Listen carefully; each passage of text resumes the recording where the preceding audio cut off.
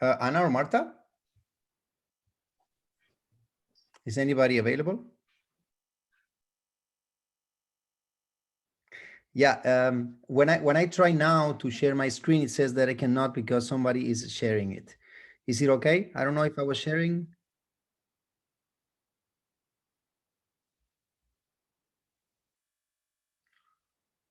Okay.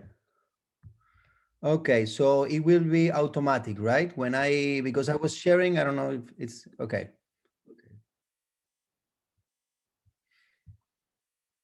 Okay, perfect. Thank you.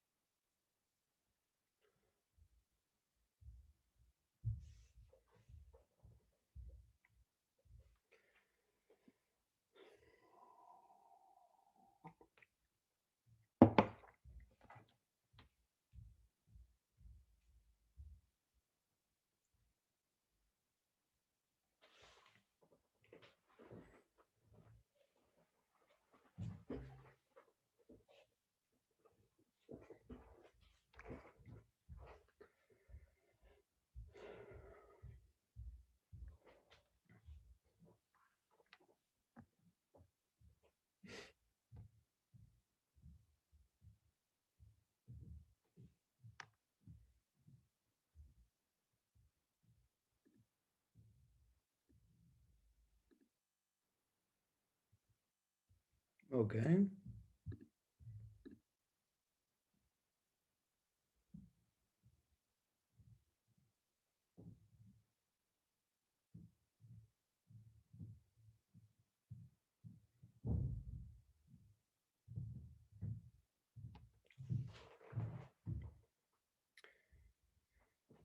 Okay, so I am live now.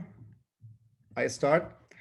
Well, thank you very much. Thank you, Anna, and all the team, all the staff, Marta, for this invitation, and thank you for taking some time in a very busy week, probably, all of you. And welcome to the immediate loading. When, where, and why is the name of the presentation that I want to share with you. And I'm going to try with answering some questions. I'm going to try to answer everything that comes behind the immediate loading protocol. Because what we want today in 2021 is to have a calendar full of positive ticks and not to have any complication. We want to stay away from complications, and we want to look at the calendar of the year and know that after performing some surgeries, no patient had to come. Is it okay?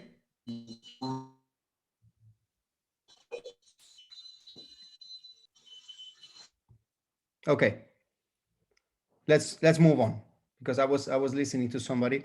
So let's move on, because with immediate loading, one of the things that we must take into account is that we don't want to do immediate loading or include immediate loading procedures in our daily practice just to impress our patients. What we want is to use a procedure that more and more often is fully demanded by the patients, that has many benefits, not only just the osseointegration of our implants. Because impressing the patient could be that if a patient comes to our clinic with a root fracture or a tooth that has been fractured after a traumatism, even if everything looks good in the beginning, can turn into a chaos in basically a month and a half. And the question is, why do these things happen? Despite of having some papers saying that immediate loading and classical loading have similar survival rate, I consider that exposing and overexposing in an early moment the implant to the oral environment has some benefits, but also some disadvantages. We're going to try to explain why these things happen in the more biological way. Before I start, just let you know, for some of you who don't know me, my name is Nico Lazzarona. I come from Mallorca, the Balearic Islands, in the middle of the Mediterranean. We are well known by Rafa Nadal being one of the best ambassadors that we have, and also Lorenzo, that unfortunately he quit in MotoGP, but as a world champion. I studied in Madrid. I got my postgrad degree in periodontics and implant dentistry in New York University. And I came back to Mallorca to start my own practice with my wife, Dr. Giovanna Di Prima, that she's the prosthodontist, and one of the reasons why we are so happy that we can share something so nice as a profession. And this is the most beautiful thing that I have in my life, who is my son, Alessandro, and is the reason to live. As you know, and some of you know, I've been collaborating with online dental educational platforms such as Node Group or Oral Surgery 2 from Spain and Dental XP from US. And for me today, webinars and online education and e-learning is an amazing alternative to, in situations like the one that we are suffering today with COVID, a very good way to keep continuing education ourselves and keep educating ourselves. In 2015, I had the chance to join MINEC, the most educational part of Megagen, And that was something that I really, really appreciated because I met a lot of good friends, and Minik are basically a bunch of clinicians who want to share their experience, even more than knowledge, but their experience with the world and learn from each other. But this in 2019, in the 9th of September of 2019, just the same day of my birthday, I accomplished one of my most beautiful projects, which was Dental Surgery Channel. Dental Surgery Channel, it's a website, is an educational platform that actually complies surgical courses, different surgical procedures, explained from A to Z to understand every single step of the way in order to understand why things happen. And for me, this is very important. There are more than 50 hours of education, surgical videos in HD, master classes, even a free surgical guide that you can download, and even podcasts and special guests as the collaborators with amazing master classes. We are more than 1,500 subscribers in Dental Surgery Channel, and I welcome you to join the Dental Surgery Channel community. By the end of the presentation, which is also going to be uploaded in the website very soon, you will have a promo code for special access with a special discount. So in order to start right away and not miss any more time, let's start answering. When is it considered today immediate loading? Because it's not a trend, it's a technique, it's a dental procedure, it's a surgical procedure. And there were many consensus that actually established that immediate loading is connecting the crown to the implant within the first week, according to the last Cochrane review. And this is very important because it was defined as an implant that is in function, no matter if the implant is in an occlusal or non-occlusal loading. So regardless that implant, it's occluding with the antagonist or not, the importance of having immediate loading is because you're connecting a crown on the top of that implant. Some people call it immediate loading, some people call it immediate function.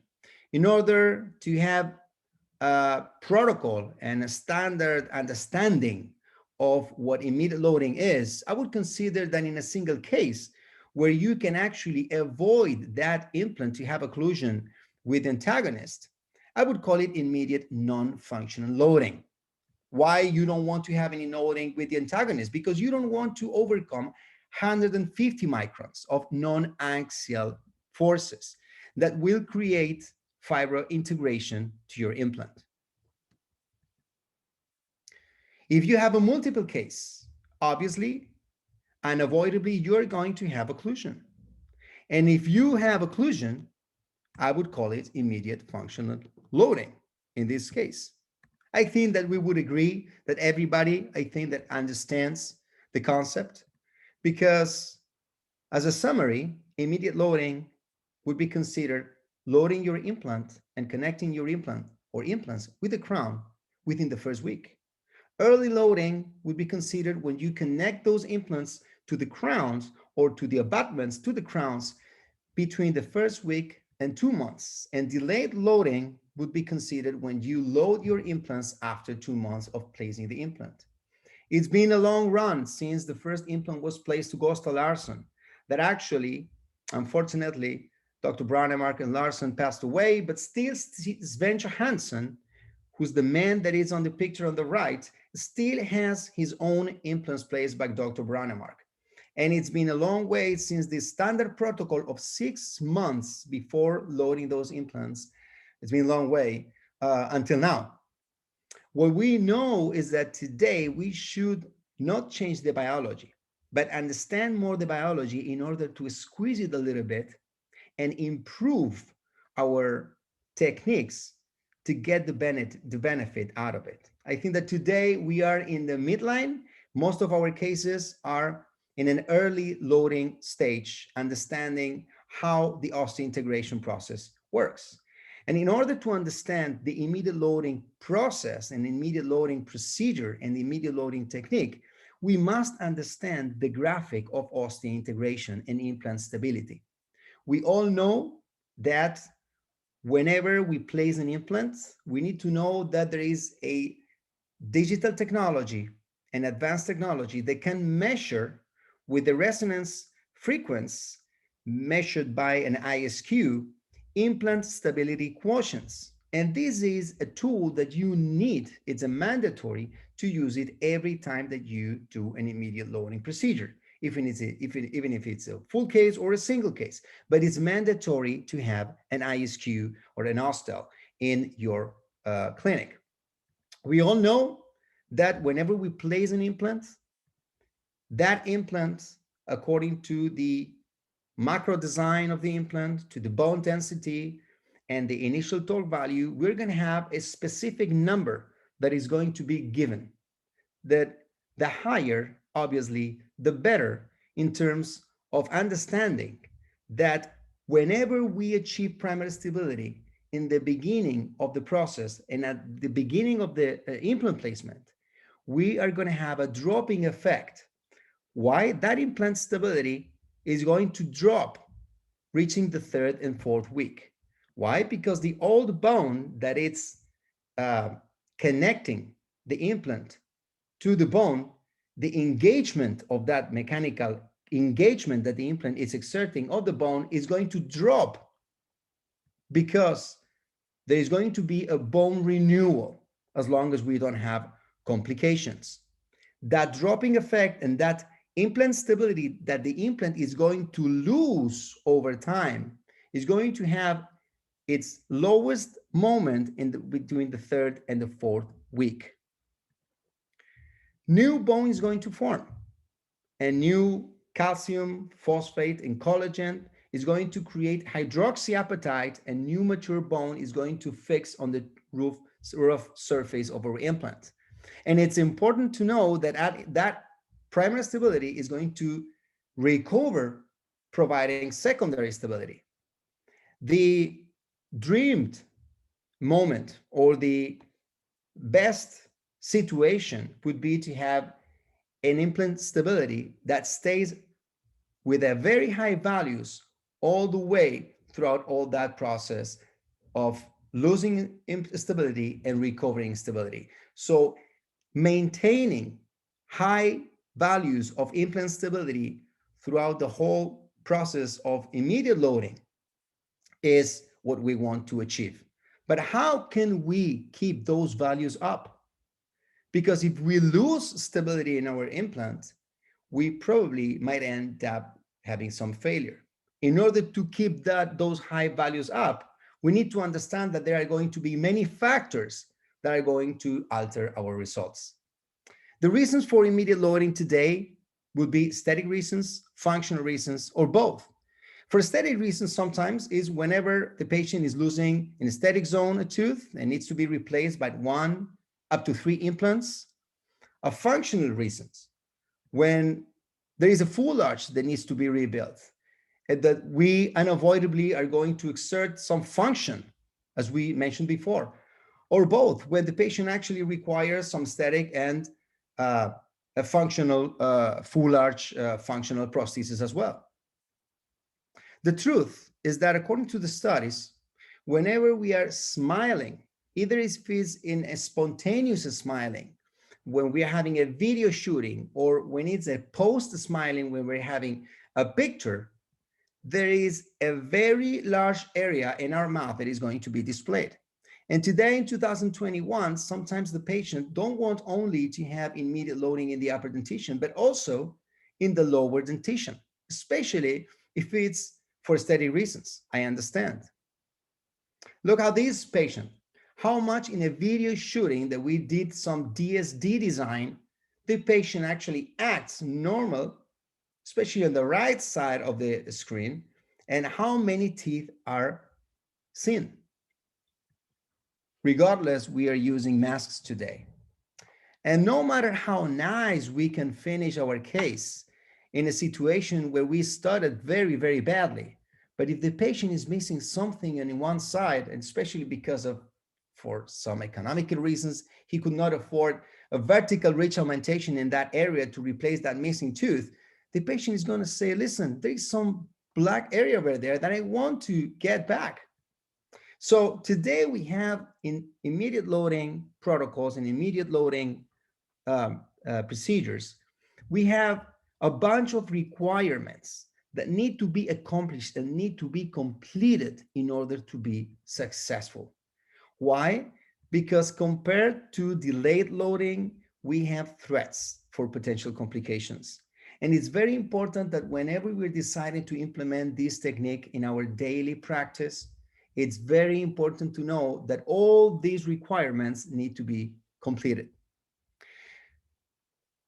We understand that whenever we are going to place an implant, we are going to load it. It's very different to place an implant in a fresh extraction socket compared to in a dentalist regenerated or very rich.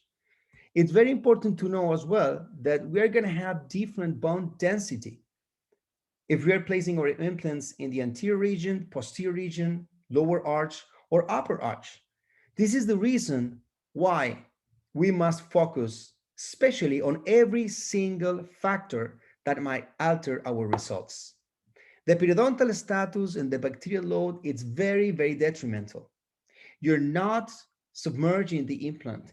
You're not closing the ridge with sutures. You're not doing a two-stage approach in the implant placement. You are overexposing not only with the healing abutment, but you are overexposing that implant to the oral environment from day one. So it's very important to control the periodontal status of our patient, especially when the patient had some history of periodontitis or has an active periodontitis in the mouth.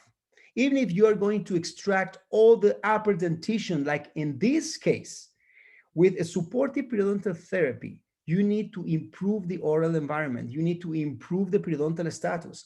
And even if you're going to extract all the teeth and you're going to place implants, you need to do scaling and root planning, a supportive periodontal therapy that will guarantee the efficiency of your gums and the tissues to heal properly once we have placed the implants. And especially if we're doing the immediate loading protocol or immediate loading procedure. In this case, I could not believe that the patient was going to be compliant with the treatment. So I decided to give an alternative to immediate loading. There was no way that this patient could afford a removable denture. And sometimes you need a backup plan. You need a backup in order to understand the patient as well. Obviously, educate the patient in order for you not to have any bad results. But sometimes you need to be a little bit tricky. So what we did, we decided on this patient that we were going to keep the 4 lower premolars until the end, and we were going to restore them.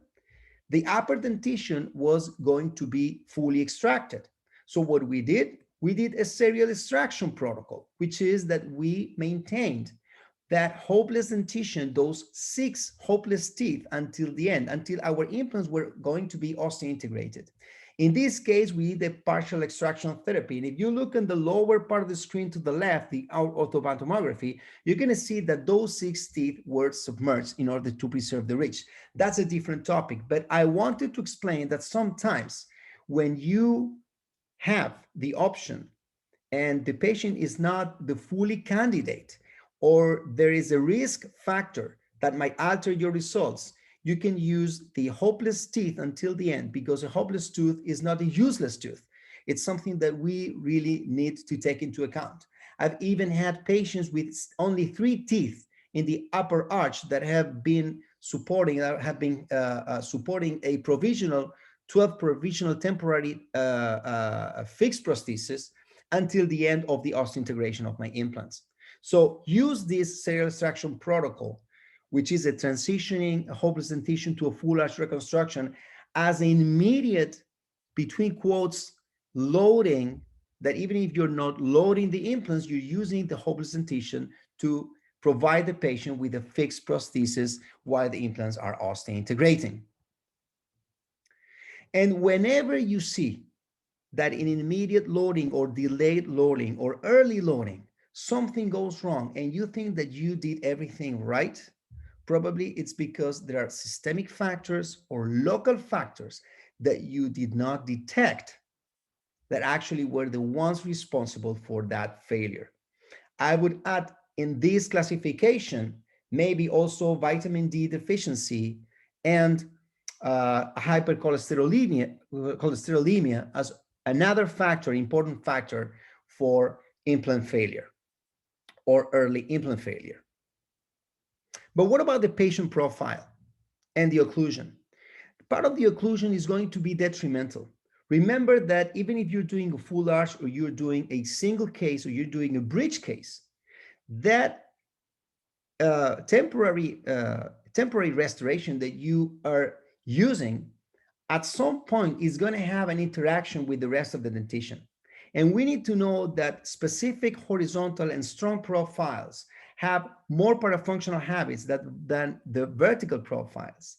And if you see that a patient is demanding immediate loading and you see overwearing, traumatic occlusion, multiple recession, we must understand that sometimes we need to make the patient's case selection. There are some patients that are going to be candidates and some patients that are not going to be candidates. So it's very important to select your patient before assuming that immediate loading is going to be the option. Having said this, no matter what you decide to do, always, especially in single cases, always keep your occlusal contacts away and also the contact points, soft contact points away, because these traumatic profiles have more parafunctional habits, which will create a potential failure in your treatment. And that's what you want to avoid. And now, here comes the part where I want to remark, and this is the very important part of the presentation, because the anatomy for proper implant placement, understanding the anatomy where I'm going to place my implant that is going to be loaded with the crown, with the immediate crown, and the implant macro design for primary stability will determine a very important factor and very important moment of your process and the history of your implant during the immediate loading timeline. In order to achieve primary stability, we need to have a very strong knowledge of the anatomy, and especially the macro design of our implant needs to be appropriate for this kind of technique. Understanding and assuming that in order to achieve that secondary stability, which is after the osseointegration process, the control of the occlusion is very, very detrimental. Also, in addition to this, remember that our implants, once they are going to be placed, and they are going to be placed, they need to have a prosthetic guide. They need to achieve primary stability, and we must control the occlusion. This is the reason why, for me, one of the key factors, if you don't achieve primary stability, forget about the prosthetic guide and forget about the occlusion. So if you want to start properly and you want to start in a good way, you need to achieve primary stability. Let's focus a little bit on how to achieve primary stability for the proper implant placement and for the proper connection and for the proper immediate loading procedure. As we said before, there is different bone density depending on the anterior, posterior, lower, and upper arch, but also there is a different relationship between the sockets and the residual alveolar ridge. Because most of the times, especially in single cases, are going to be patients that are going to require immediate extraction and immediate implant placement. And depending on the relationship between that root and the ridge, you're going to have a different implant position. Sometimes you're going to have a root that is more displaced to the buccal. Sometimes you're going to have the root on the center. And most of the times you're going to have the root more displaced to the palatal. But there are many situations that will require a very strong and high level of knowledge of the anatomy and also a knowledge of your system in order to provide something that you promise to your patient, to provide the same crown the day of the implant placement. And even in situations where you have molars, because molars as well can be loaded immediately with the implant placement, you're going to need to achieve primary stability. In situations where you have a pneumatized sinus, as long as you have sufficient bone in order to engage your implant, in addition to the proper macro design, you will have and you will achieve primary stability. Sometimes we need to learn specific techniques to achieve that primary stability. And even if you're not talking about immediate loading, whenever we are placing implants in the sinus, for example, we feel more secure when we achieve primary stability than when we place an implant and the placed implant is rotating as we are screwing the cover screw. That is something that we want to avoid. In the aesthetic region, you're going to find many times that the nasopalatine canal in some patients is really wide and covers a prosthetic space that we must know how to manage. Just to let you know, in Dentistry Channel, but the Spanish version, the Dr. Javier Mayor Arenal, which is one of our collaborators, speaks has an amazing masterclass about these kind of procedures and how we have to manage these kind of situations. For example, one of the ways to solve these kind of cases is that you need to drill that nasopalatine canal, remove the nasopalatine canal, and refill it and regenerate it with bone graft in order to have an area that is fully filled with bone before placing your implant. But what about not only the lower arches, also in the upper arches, where we're going to have different areas where we have even septums, interradicular septums. And in the lower arch, we're going to have the inferior velar nerve. And sometimes we're going to have an area that is very risky to perforate to achieve primary stability. This is the reason why it's very simple when we have the interseptum in the upper or in the lower, but sometimes the roots are fused. And if the roots are fused, we must know that sometimes we even have residual bone coming from the buccal plate or the lingual plate or the palatal plate and the buccal plate that is going to provide us with sufficient bone to anchor our implant and achieve primary stability.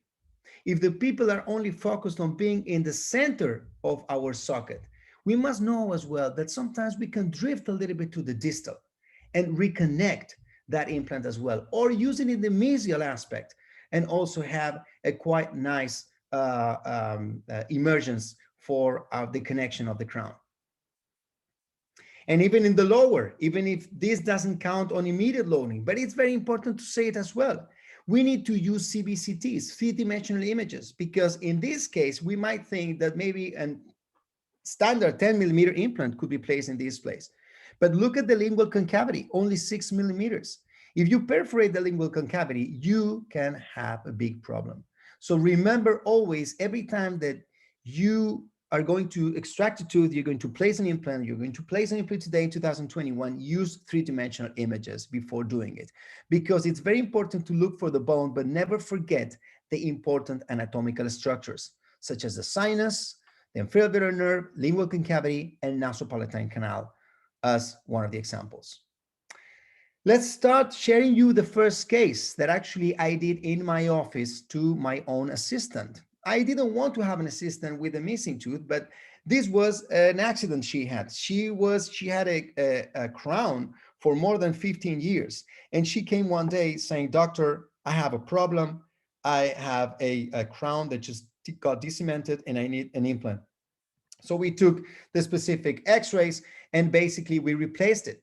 And this was something that I wanted to do because she was my assistant. I didn't want to have an assistant without the tooth. So I said, you know what, we are going to do an immediate extraction, an immediate loading case.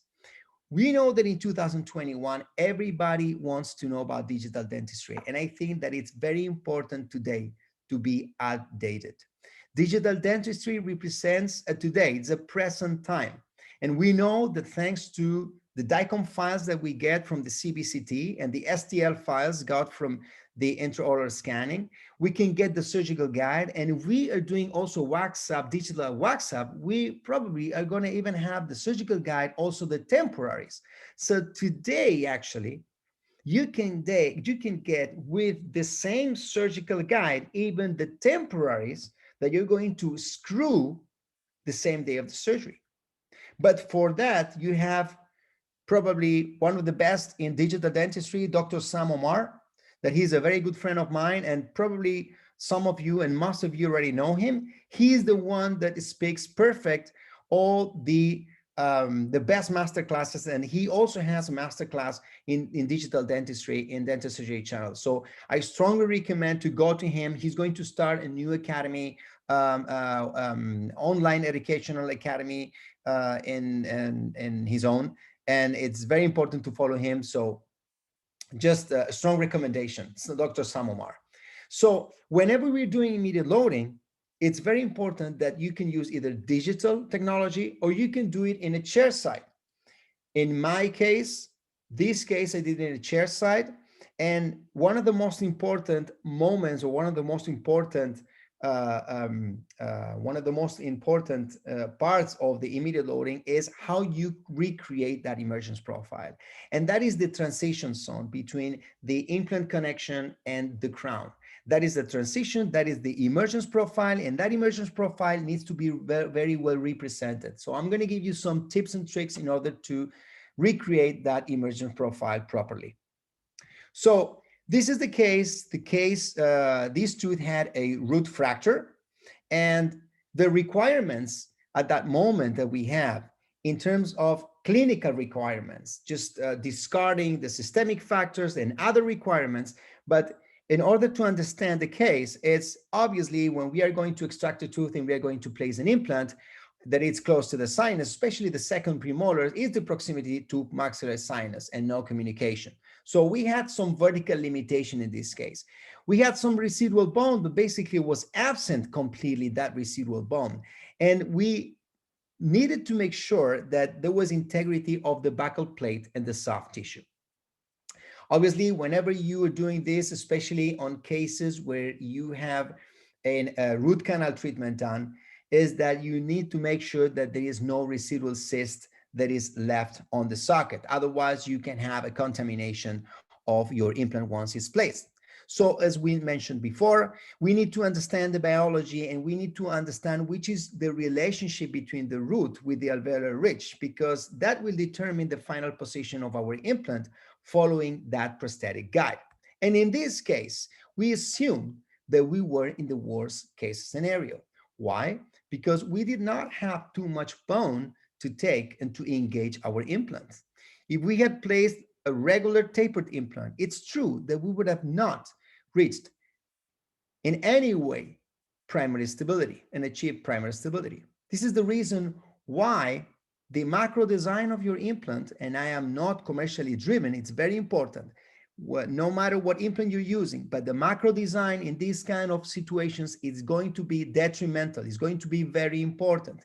And this is the part that some people misses. We have not only apical, buccal, and palatal bone, we have also mesial and distal bone, that in this case, we had plenty of it. So depending on the thread, the diameter of the thread of your implant, you will be able, without having to enlarge the diameter of the platform, you will engage the bone that is available to achieve primary stability. So basically, we were not limited for the amount of bone that we had apically. We were limited for the amount of bone that we had in the palatal and in the buccal. The thing is that we had plenty of bone in the mesial, in the distal. So compared to traditional tapered macro design, we could solve this situation. People, some skeptical might say, yeah, but what about those threads? They must be very wide, and I'm afraid of having some threads exposure on the buccal or in the palatal. Well, that's the sockets. Those are the threads. This is a 5.5 millimeter thread diameter diameter of the thread implant, but the 3.8 millimeter platform was still allowing for bone. So there is a huge gap that we can actually serve as a containment to hold our bone. So assuming that I have two different types of implants, if I assume that I have threads that can engage the bone and provide me with primary stability, this is the reason for believing that there are some things that are missing in specific systems. But you must say, okay, well, even if I don't have a big thread, I can use a very wide diameter implant. But whenever you're enlarging the diameter of your implant, obviously you're sacrificing the bone, especially in the most coronal aspect. And that's something that you want to avoid. In this case, I preserved completely the bone that it's needed. So I filled all the socket with bone graft. Understanding as well that the more actives and progressive are going to be the threads of your implant, the better for the final 3D positioning and also for the prosthetic guidance that we wanted to achieve as initial planning. But how deep are we going to place our implant? How deep are we going to place our implant in a subcrestal concept? Because this is a subcrestal concept. Are we going to deepen 1 to 3 millimeters below the crest according to the studies, right? But it's very important to know that the buccal plate and the lingual plate are in a different level. And usually when we're looking at the patient, we're placing a implant, we're facing the implant looking at the lingual plate or the palatal plate. If you're placing an implant and we are looking at the lingual plate or the palatal plate, we're going to see that most of the cases, the lingual plate is 1 to 3 millimeters more coronal. So always look at the buccal plate, even in the upper or in the lower, to have the reference and place your implant 1 to 3 millimeters below the buccal plate. Never have the lingual plate as a reference. Otherwise, you're going to insert your implant 1 millimeter below or 2 millimeters below the lingual plate, and your implant in relationship with the buccal plate is going to be over the crestal bone. And you don't want to have that to happen. So this is the sequence of the case. We extracted the tooth, we placed the implant, we filled the gap, we put our crown, and after 6 weeks, I removed the crown and I placed the final crown after some impressions. But let's focus on the middle part. The moment when I'm placing the implant and I'm filling the gap. The way that I do it, even though I'm going to show you a video of how I do it in a different case, it's a similar case. So I have my implant in place. I didn't fill out the gap yet. I put a temporary abutment. I make a hole in a polycarbonate crown that is going to be realigned. I place the crown in the appropriate position and I remove the part of the temporary abutment that I'm not going to use, that I'm going to keep the temporary abutment inside the crown. Once it's cut out of the mouth with a disc, I put it back in the mouth and I use a rubber dam. That rubber dam is used in order to isolate completely the socket to avoid contamination. I block the passage of anything to the inside of the temporary abutment. I dry out everything and I go really deep because this is a very deep connection with flowable composite. I put the crown into position. I fully fill with flowable composite and I light cure. I remove it and I'm going to work outside the mouth, representing the emergence profile. And depending on the position of the implant, I'm going to have different emergence profiles. Once I have polished the emergence profile, that later on we'll explain how to do it, I remove everything and I fully fill with bone graft. put the cover screw or a healing abutment, and I fully fill the gap with biomaterial, in this case, xenograft or synthetic bone as well. I put my crown into position and I just adjust the occlusion. This is the way to do it in a chair side. Sometimes you need to put some sutures to, if you had to elevate the papillas for some reason, you should put the papillas back into position by simple sutures, single sutures. Here I used nylon 5/0, but sometimes you don't even need to elevate the papillas. But how are we going to work on that transition zone? The connection between the implant, the interface between the implant and the crown. We know that we must represent that emergence profile, and this needs to be divergent towards the corneal aspect. And how to do it? Well, obviously, since this is a chair side, this has not been predetermined by a surgical guide, as we mentioned before. This hasn't been placed with a surgical guide, also receiving and delivering the prosthetic face as well, that is going to connect directly. So depending on my final position of my implant, if I placed it centered, or if I placed it more towards the palatal, we're going to change in a more curved or flat way the emergence profile of the patient, of the crown, sorry. Because the purpose to create the emergence profile is to give support to the bone graft inside the socket and also the soft tissues. So have the reference of the depth of your implant and the highest part, which is the gingival margin. And you need to have a transitional diversions, always respecting, depending on the final position of your implant, in order to be able to insert the crown without any interference. So you're going to have, depending on whether you placed your implant more centered or more towards the palatal, different shapes of your emergence profiles.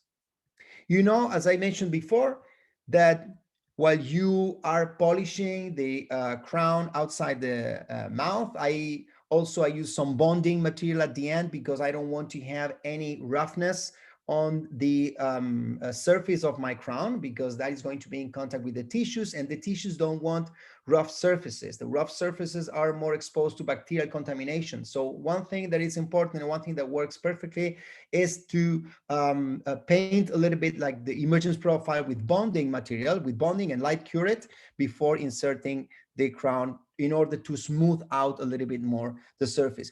While you are working outside the mouth, your provisional that you are going to insert, it would be nice to hold as much as possible the tissues, in order to avoid the collapse of the tissues with bone graft, in addition with a healing abutment. Because if you have your implant very, very deep, to place your bone graft and only placing your cover screw will make a collapse of all the bones. So keep a healing abutment, high healing abutment, during the time that you're working with the provisional, and then remove it and replace it with the temporary crown. After basically 6 weeks, this is what you're going to see. Sometimes you're going to see more particles, sometimes you're going to see less particles. Important tips here. Sometimes, even if it's synthetic bone like this one, this is beta 3CP or xenograft material, sometimes these particles pinch the tissues and create some localized inflammations. You can either leave them, when they're not surrounded by some redness, or you can remove them if you see some redness. This is very important. And as we said before, we wanted to keep those high values up. And remember, this was my assistant. So I said to my assistant, listen, you know what I'm going to do? I'm going to place an implant. I'm going to place your crown. And then every week, since you're my assistant, you are in the clinic, I'm going to test the implant stability of our implant. And I have to say that those values that you see on the screen are the real values. So we changed the biology. But how we changed the biology? Well, there are two phases, as we said before. There is the implant stability moment, which actually will take about 2 to 3 weeks. And then you have the secondary stability that starts raising up from the 4th week up to the 6th or 8th week. It's important to know that in a critical moment, there are two biological and mechanical moments that are taking over. The first one is the mechanical work of your implant. And we know that we need to avoid those 150 microns. And if we have a system that has horizontal pattern thread,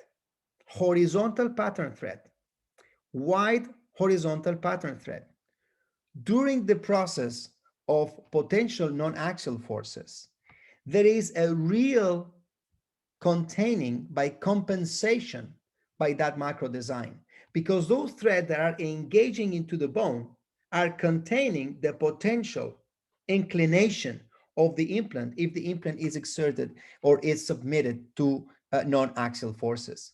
So there is a vertical compensation and containment of that potential movement that the implant might be submitted to, thanks to the horizontal pattern thread. It's very important. And this is the mechanical work of the implant. And another important thing is that the more threads you have, the more surface of implant in contact with the bone. So the more bone implant contact. So the more surface osteointegrative in contact with the bone. So this will take over the first 3 weeks. This is a pure mechanical work that in cases where the implant could be submitted to have more than 150 microns, it could even survive by compensating that lateral movement. So there is this critical time. We know that from the 3rd to the 4th week, we're going to have a critical moment. We achieve those high values and we are keeping up those high values. And we know that during this initial time of primary stability, especially when we're doing single cases, flapless techniques, the patient increases confidence. And the patients, and this is pure experience, they increase confidence and they forget to clean and they go back to strong food.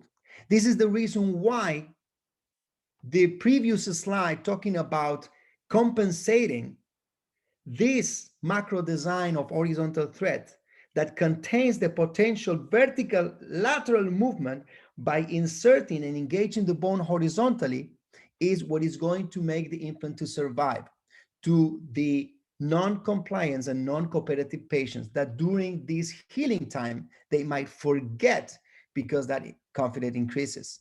So you want to avoid a complication by providing with a macro design that actually engages the bone and keeps the implant in place. After these 2 weeks, you're going to have from the 2nd week to the 6th week, a bacterial loading and some habits as well that are going to be increased. This is the reason why the sooner, the better. The sooner an implant surface integrates, the better for the patient and the better for yourself. So we have specific surfaces that have been designed in order to accelerate that maturation of the bone. And we know that the calcium with the phosphate connected with the collagen, mixed with the collagen, is the one responsible for the hydroxyapatite and maturation of the bone. And we can increase that by providing an implant with the calcium ions. We are accelerating the formation of mature bone. So we are going from 3 months or 6 months, classical 6 months, to basically achieve secondary stability in just 6 weeks. So the sooner a wound heals, the less complications are going to be exposed. So this is what we want. We want to recreate nature. We want to imitate the nature. And this is what we want to achieve with subcrestal concepts, basically. We want to see that there is insertion. We want to see that there is kind of attachment, even though we are not going to have real attachment. But we want condensation of your bone on the top of your implant, and you want condensation of tissues on the top of your implant. And if you plan it, and you see the CT scan, and then you see the amount of bone that is buccally and palatally, and you see that your implant is the right position, is because many things were accomplished and many things were covered. Because sometimes, especially in critical cases, there is going to be anatomic requirements and we need hard and soft tissue. If we don't have soft tissue, if we don't have hard tissue, there is nowhere we can place the implant. Obviously, we are going to need to regenerate first and then go back with the implant placement. When we were talking about the implant macro design, this, what I'm going to show is not to impress you. It's just to explain a little bit the importance that even in critical situations, we can place an implant and achieve primary stability. And primary stability is one of the most important parts of this lecture because you need to have primary stability for immediate loading. It's the first step that we need to overcome.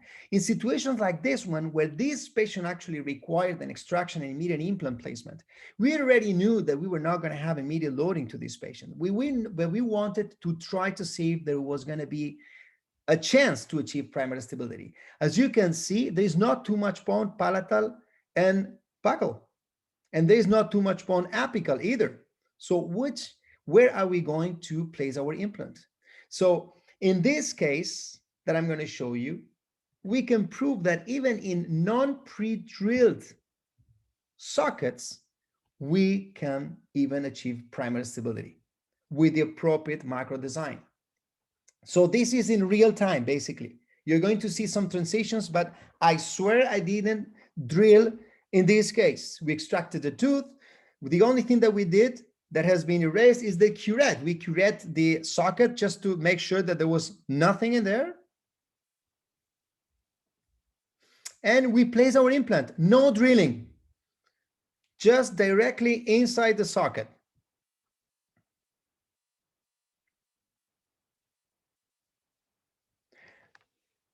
That is the implant placement, no drilling.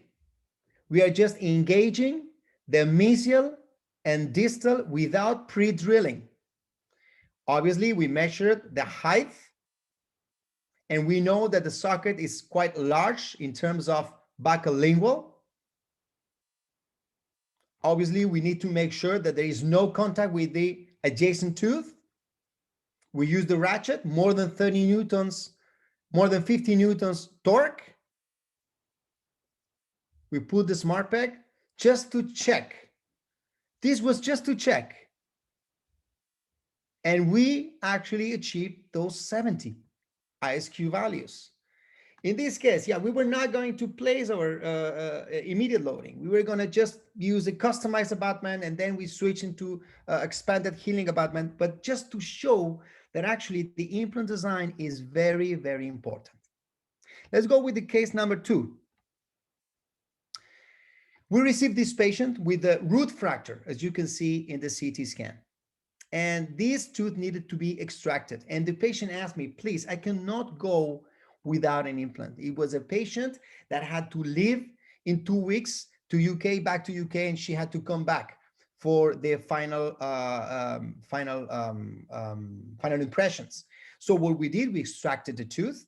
We placed our implant in a more palatal position. As you can see, we have more buccal gap than lingual gap because this implant wasn't placed in the center. We used the palatal residual ridge.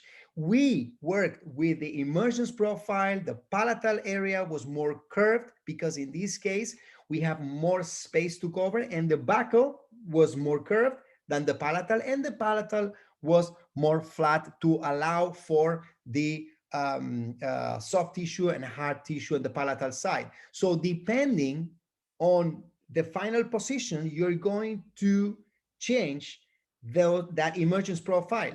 You're going to be more curvy, or you're going to be more flat, or you're going to be curvy in both sides, depending on the final position. But the truth is that in this case, we didn't even raise a flap. We extracted the tooth, we put a temporary crown. After 2 weeks before she went to UK, we just looked at the area, everything was fine. And after 6 weeks, we had the patient ready for impressions. And this is the reason why I'm telling you that it's very important to have a system that actually guarantees implant primary stability and also compensates the potential bad habits of the patient, because these surgical procedures do not have any post-operatory inflammation and any post-operatory effect. So the patient thinks that everything is fine. Even if you tell her or him that she needs to take care and not bite on the side of the implant, the patients completely forget about it because there is no pain, because it looks like nothing was done. This is important to remark to the patient the importance of keeping that area away from habits that are going to potentially impair the results. So immediate loading, that is the connection. We did we used a temporary metal temporary abutment connected to the implant after 2 weeks of healing and 6 weeks ready for impressions. This on the right side is the final crown. She wanted to do some whitening afterwards, so we decided to go a little bit lighter, but that is the final position. And look how the tissues were completely and fully preserved.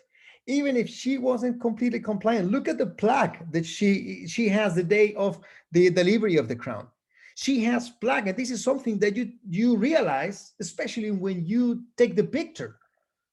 I cannot believe that those patients actually that were advised to keep a good oral hygiene, not even these kind of patients are going to listen. So it's very important to control also the periodontal loading throughout all the process. And look the peaks of bone, how everything was preserved. We use here an easy post and zirconia crown on the easy post, and all the full bone was preserved on the top of that implant. Let's see the case number 3. So this is a patient, also, this is an aesthetic zone, that she had a baby tooth. And as you know, some baby teeth, sometimes they suffer from external resorption and some additional pain. And it's important in these cases to know that probably you're going to find some inflammatory tissue inside. But in this case, the patient obviously didn't want to go around without anything, and she did not want anything removable either. So at the time, what we did was to know that since we had a quite large baby tooth, we said, since we have a subcrestal implant and I'm going to extract your tooth, if I can preserve your crown, natural crown, I am going to use your natural crown as a provisional, and I'm going to connect it to the abutment. This was a fused abutment. It's a metal peak abutment that we connected to the crown. And this brought us many patients, because when she went back home and said they removed my baby tooth and they put back my baby tooth, they couldn't believe it. So this is something that you can actually do with your patients. So you can do immediate loading, and not to impress them, but also to imitate the nature. So the attachment that was reduced or was the attachment that was lost completely after the extraction was partially remade after placing the same crown. Obviously, we polished the crown, we customized it in order to connect it to the implant, and we know that we're not going to have attachment, but at least we kept the same anatomical architecture. So as you can see on the left side of the screen, this was the implant in place. It was connected to the same tooth. This is the connection. We used a metal peak abutment that was connected to the tooth.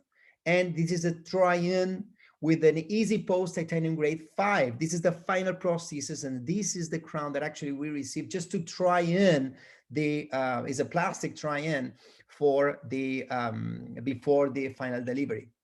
And one thing that is important to know is that there are biological and mechanical benefits that we're going to have when we do these kind of procedures. Is that you have a subcrestal position of your implant that allows for a bone apposition. And I strongly believe on the zero bone loss concepts of Thomas Linkevicius, understanding that subcrestal positions, or at least enlarging the distance between the implant platform and the gingival margins with bone and with soft tissue, will keep that bone in place for a longer time than if we use traditional concepts. So in this case, we had bone apposition and horizontal support. And whenever you have a tooth that has been placed subcrestally and you have quite large abutment that is connected to that tooth. It also serves as holding that crown into position. I'm not saying that you need to place your implant 10 millimeters deep, but that transitional area of bone on the top of your implant and connected to the abutment will also serve as a support to avoid, obviously, failures for micro movement in early stages when you place your implant and the same day you load your implant with a crown. And obviously, if you have a titanium grade 3 that has not been treated with porcelain, just exposed to the bone, you have a potential osseointegration of that abutment to the bone. So this is the before, this is the after, and that's the final restoration that was delivered to our patients. So the tissues basically did not change. We kept the original architecture from the beginning. Let's see another aesthetic case. This is case number 4. This is a patient that actually we had treated her many years ago doing the from canine to canine restoration. She wanted to keep the number 21 no matter what. She didn't want to have any more extractions. She had an old bridge. So we received the patient that day with a hit on the front of the tooth because she was holding her baby and the baby moved the head backwards and hit the number 21. And this is what we receive. We receive the patient with a completely decapitated core. So we decided to extract that tooth and place an implant. Important requirement: soft tissue presence and buccal plate presence. Residual bone on the palatal aspect that will allow us to place our implant and engage with the bone. So the best and ideal situation. Let's do it, let's plan, let's place our implant, and let's do an extraction in immediate loading. So the good part was that everything clinically was perfect. The bad part was that the patient came on Wednesday and she said, on Friday, I'm leaving with my husband for a second honeymoon that we want to do. So I need to have something right now. Okay, so what we did, we obviously reviewed all the requirements that we need. We took impressions also to create a Maryland. In 24 hours, the lab gave us a Maryland as a backup. And I strongly recommend you that if you're working in the aesthetic zone, always have a backup plan in case that you don't achieve primer stability. Regardless, you have a lot of faith on your implant. It's very important to know that sometimes you might experience some non-expected situations. So always have a backup. That we used this Maryland PMMA bridge as a fixed temporary in case that we didn't achieve primer stability, but also it served as a surgical guide. And we told the patient, listen, what I'm going to do, I'm going to use your crown that you actually paid for it, and I'm going to perforate it. And if it doesn't break, I'm going to use it as a temporary. So you're going to leave today with the same crown, but instead of on the top of your tooth, you're going to have your crown on top of your implant. So we use her own crown as a kind of natural provisional for 100% hard and soft tissue preservation. Okay, so this is a summary of the case. We extract the tooth. We make sure that there is available buccal plate. We drill using specific technique that is explained in dentistry channels as well. We use that palatal residual bone to place our implants. And as you can see, there is a kind of collapse, the buccal collapse. Always in the aesthetic zone, please use connective tissue graft. We test ISQ values. We test the appropriate emergence, prosthetically guided with the Maryland that actually helped to focus on the prosthetic guide. We used a connective tissue graft from the tuberosity and just a single suture to hold the graft. We placed our bone graft and connected the predetermined crown on the top of my fuse abutment. We relied that crown on the top of the fuse abutment, and we finished the case temporarily successfully. So the patient actually, she started.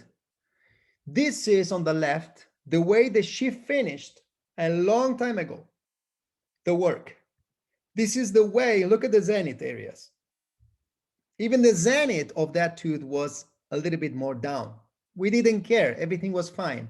I didn't want to do any gingivectomy by that time, I just left it there. But whenever she received a hit, that zenith was a little bit higher. And we basically placing our implant in the proper position and doing some increasing the quality and quantity of connective tissue, we move that zenith towards the coronal again. So this is the before and this is the after, and I think that we did a good job. Prosthetics and occlusion. It's very important that whenever you do immediate loading, at excursive movements, protrusion and lateral movements, you need to reduce those contacts, occlusal contacts, and also smooth contact points. Why? Because the teeth move.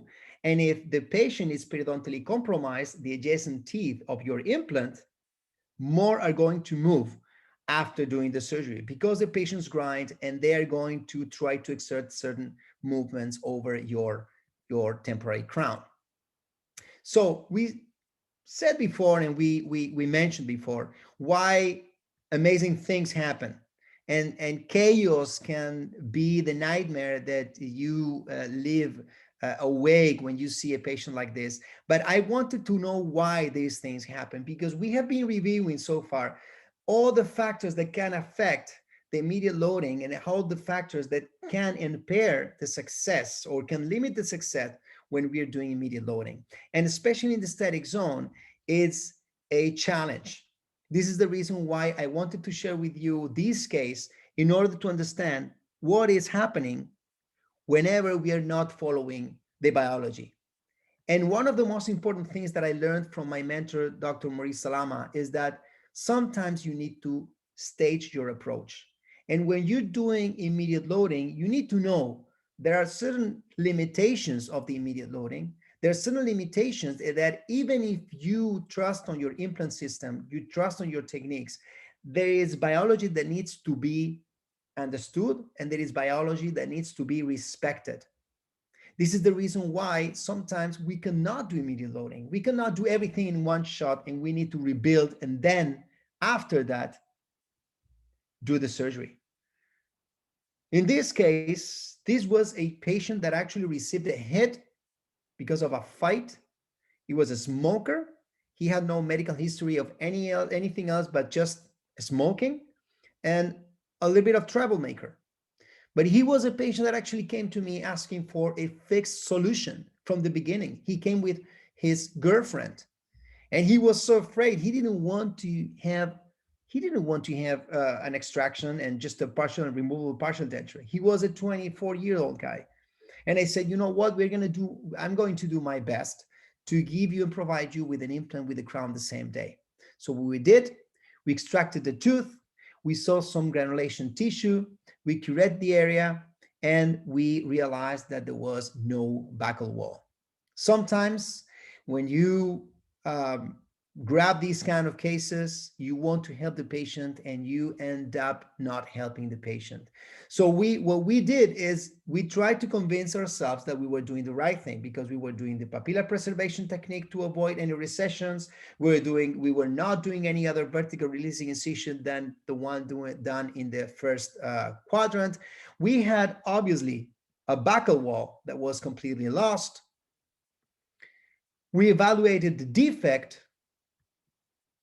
but we have some interproximal bone, and that is something that everybody requires and everybody wants to have always papillas. So we said, you know what, there is interproximal bone. I think that this is a very typical case that we can do everything in one shot. So let's go ahead, let's place our implant, let's drill, let's connect it, And let's achieve amazing premolar stability in order to be able to load the implant with the crown the same day. We had jumping distance. This is one of the requirements for predictable regeneration, especially horizontal regeneration. I had a nice jumping distance. I used pericardial membrane. I was going to use a connective tissue graft, and I was going to do everything that I needed in order to rebuild that aesthetic area in addition to my implant. No matter how good my implant is going to be, no matter how well osteointegrated is going to be. We stabilized the membrane with periosteal sutures. So we went from behind, we went to the periosteum, we went back down, and we did a closure with microsutures.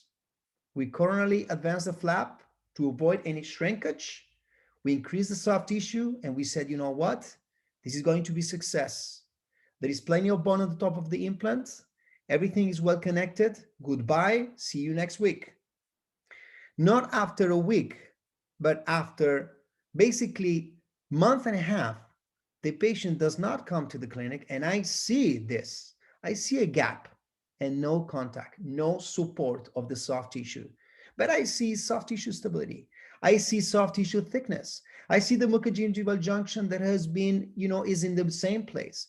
But the zenith is even in a more coronal aspect than the adjacent tooth. So I say, you know what, let's do whatever we have to do, which is measure that small gap. The implant is far away, and compared to the initial pictures, we even are in a better situation than when the patient initially came to the office. So we're going to give the support that the soft tissue needs in order for everything to finish maturing. We put some flowable composite, and out of the mouth, we aligned everything. We connected back the crown, and everybody was happy again. This is a provisional crown that was placed from the beginning. And after 1.5 months more, the patient, without coming to the clinic, he shows up like this. Obviously, this is a non-compliant patient. This is a non-candidate to do these kind of surgeries, but something happened.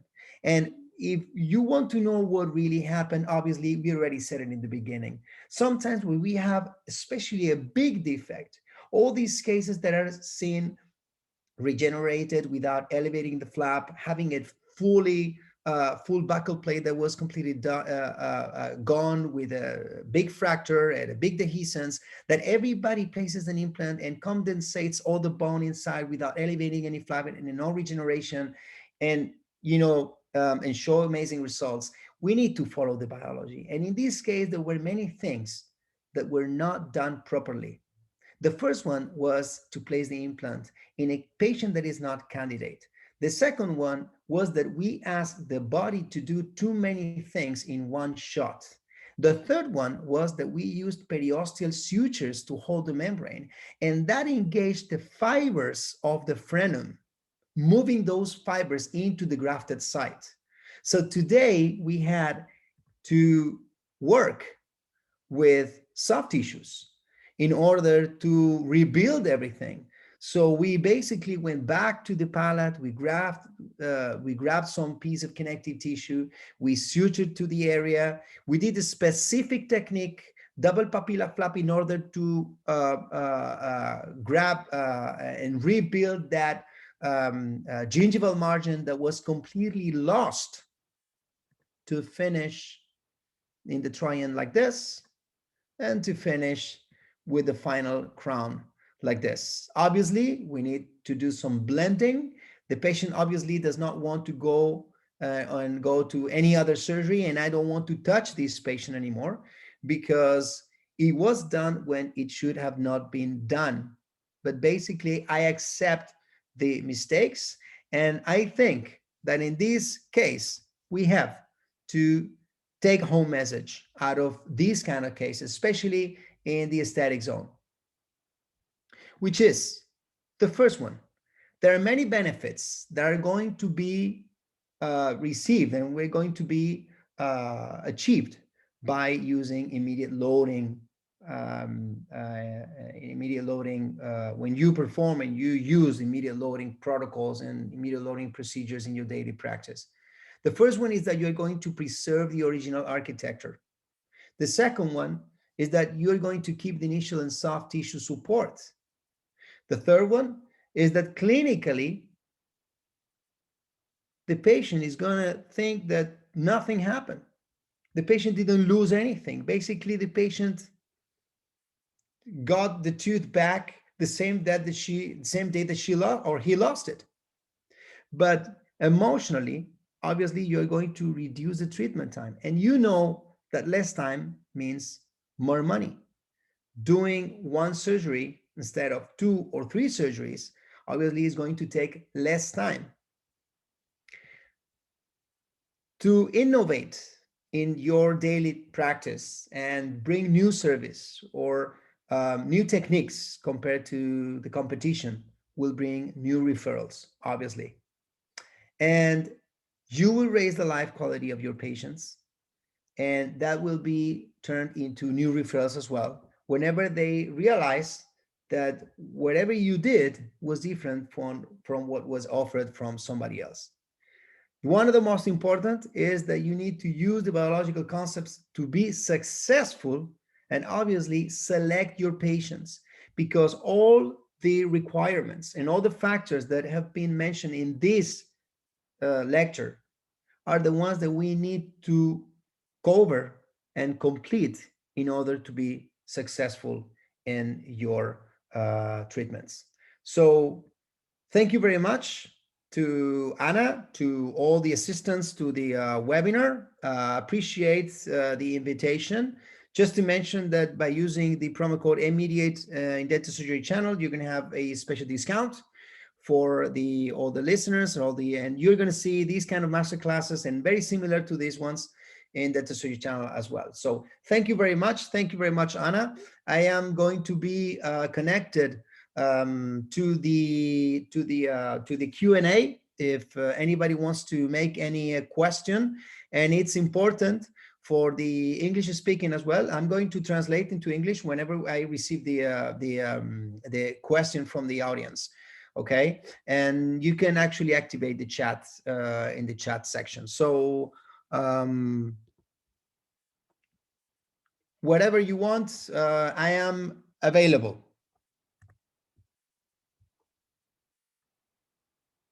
Yes.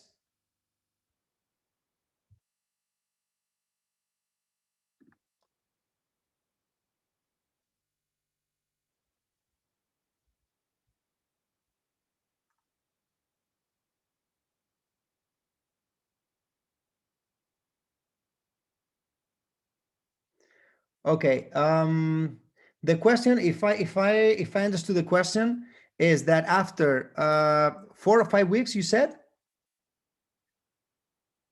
5-6 weeks, the ISQ values were 35-40. Yes, let me check because I cannot see. I don't know why I cannot see the Q&A here. Oh, here. Okay. So the question is that after 5-6 weeks, I see that the ISQ values are 35-40. In my opinion, those ISQ values are very, very low. Very, very, very low. Either it's because your implant is not succeeding. So I would wait a little bit more. Maybe those implants, important to know, it's if those implants were placed in a regenerated site or they were placed immediately after the extraction, and which were the values the day of the implant placement. This is something that I would remark, because everybody usually places the implant, does not check the ISQ values, and then after 6 weeks checks the ISQ values for taking impressions. I would always, if you have an ISQ in your armamentarium, I would always use the ISQ every time you place an implant. It's not you didn't torque it too much and you think that there is not too much implant stability. I would use the ISQ and I would put it down. I would write it down in the chart of the patient, just in order to check, because if obviously you have very low values from the beginning, it's going to be harder for the bone to achieve secondary stability. But if you have high values of primary stability, probably you're either not going to suffer that dropping effect, or you're going to suffer the dropping effect, but it's going to raise after at least the 6th, 7th week. It's normal. In my opinion, if I have an implant that I placed in a normal way, in a normal reach, or in a post-extraction site, and after 5-6 weeks, I see 35 ISQ values, I can start thinking that maybe there is a failure, that there is something. Try to check with the x-rays, try to check to, I wouldn't untorque it yet. I wouldn't try to untorque the implant, but I would wait maybe 3 months, which is, if I'm not wrong, 12 weeks, and then I would check again. I would wait for 3 months, and then I would check again, because 35-40 ISQ values are very, very, very low. If you tell me that after 5-6 weeks I have, I don't know, 58, for example, or 60, I say, wait 2 more weeks, you're going to probably increase to 65 or 67 or 68, probably in 2-3 more weeks. But in my opinion, 35-40 after 5-6 weeks, we don't want to over squeeze the biology, but also we don't want to wait for miracles either. We want to wait for the appropriate time. Okay. And 5-6 weeks, 35-40, it's very low. In my opinion, it's very, very low.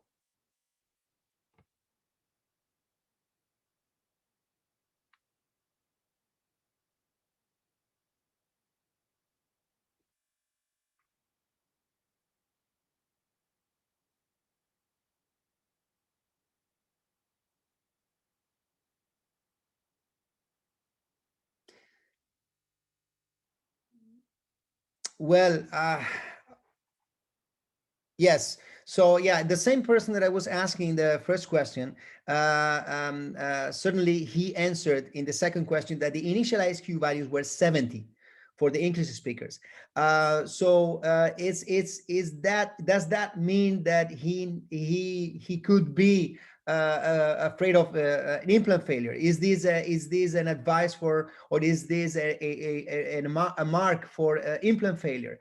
Well, I would say that if you start with 70 and you right now have 35-40, there is something going on there that you need to know what's happening. You need to assess with x-rays, with periapical x-rays, with CT scans, to see if the gingival tissues are looking okay, or there is any redness. I wouldn't say, obviously, if you check the ISQ values, it's because you already have a healing abutment at least, and you need to see how the tissues look, how the hard tissue look, and how the soft tissue look around that implant, because maybe you are having a failure in that implant. An important question that I would have to this doctor is, was that implant placed in an area where he had to graft a lot? Was that 70 ISQ value achieved because there was the apical aspect of your implant? If it was, for example, a Megagen implant, was a strong implant stability because he had a very strong torque value in the most apical aspect, and he had to regenerate because maybe he had some non-integration of the bone graft that he placed into the post-extractional socket, in the fresh extraction socket, or there is some bug in there that it's affecting the all the grafting area, and that implant could be a failure. Yes, I think that when we have such a dropping, such as 35-40, I would wait. I would even wait for 12 weeks before trying to untorque the implant, and keep testing even every week. I think that it could be an option in order to assess yourself.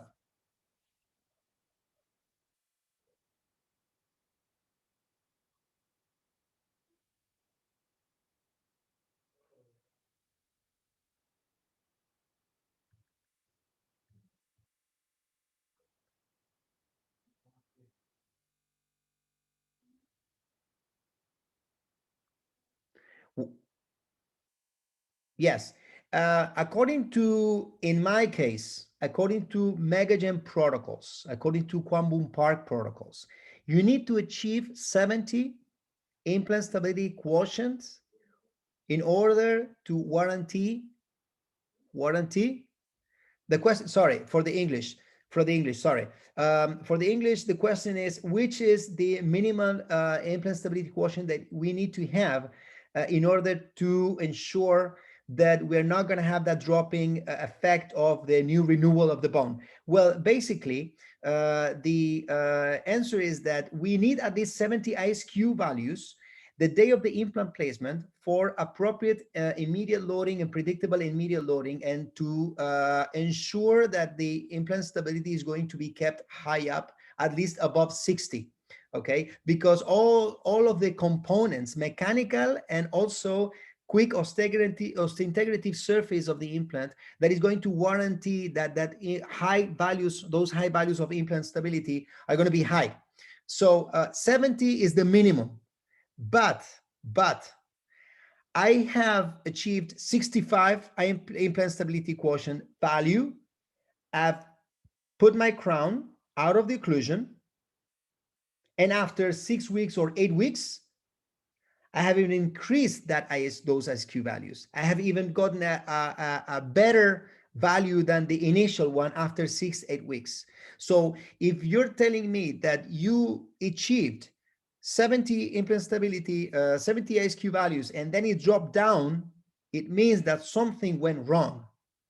But since biology is so diverse, I would wait up to the 12th week before assuming that there is an implant failure. And in the meantime, radiologically assess yourself with CT scan and also periapical x-rays, and also symptomatology of the patient, because the patients will tell you, this is hurting, this is not hurting.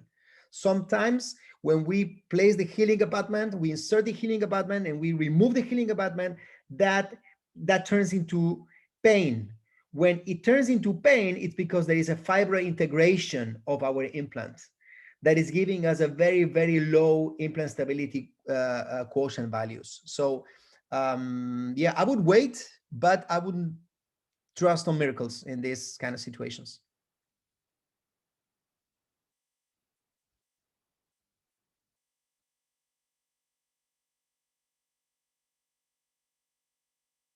Well, I usually give amoxicillin when there is just as a yeah. Which antibiotic? The question is there in the chat. Which antibiotic do I order after implantation? I always give a pre-surgery antibiotic therapy, which is a prophylactic antibiotic, which is based in amoxicillin 500 milligrams to my patients, and I always give prednisone.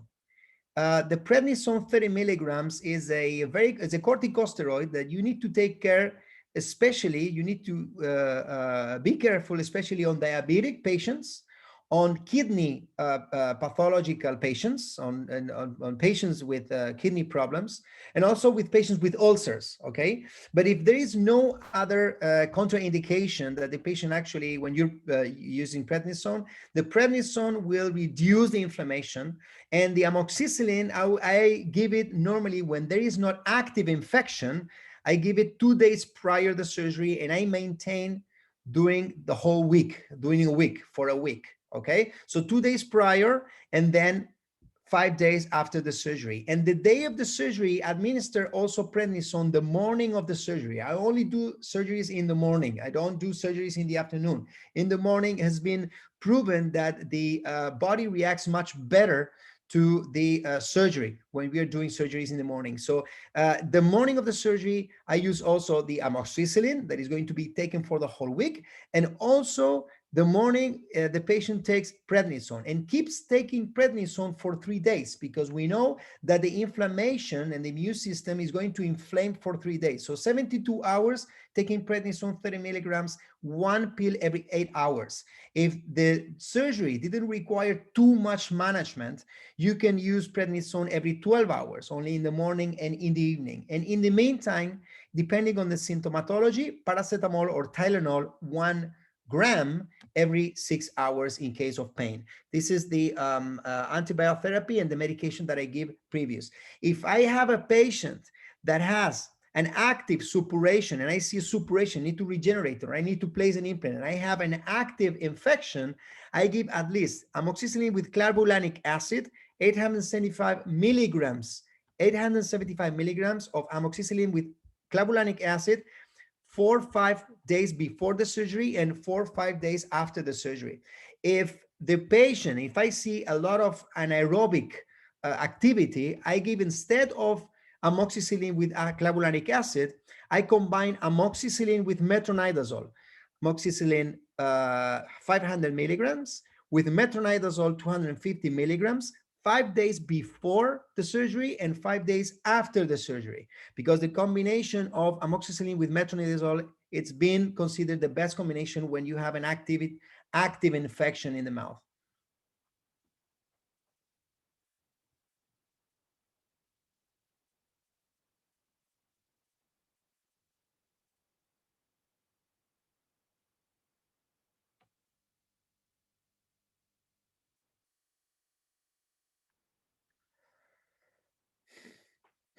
Ozone beaker implantation, I haven't heard about ozone beaker implantation, actually. I'm sorry, but I cannot answer that because I don't know what that is.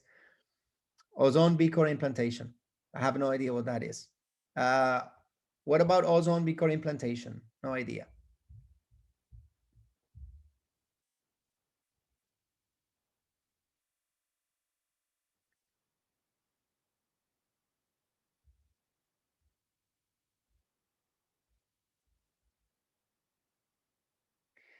Maybe she means that, but I haven't tried ozone. I know that some clinicians have. I think that it works good. I think especially for the recovery. I think, but I haven't used it. I don't have a personal contact with ozone before implantation. Ozone therapy. I have no relationship with ozone therapy, actually.